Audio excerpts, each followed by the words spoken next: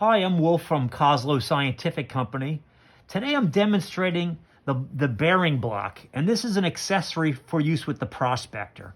And as you can see here, I have some spherical ball bearings laying on the bearing block. There's a small one right here. I don't know if you can see it, but I can make very good electrical contact with multiple parts. And here's a large ball.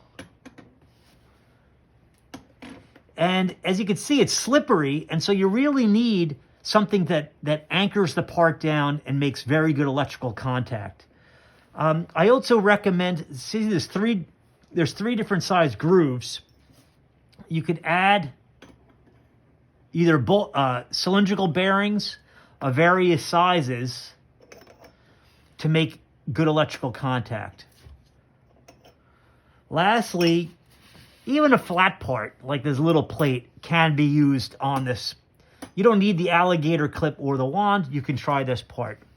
Thank you for watching. If you have any questions, contact Koslow.com.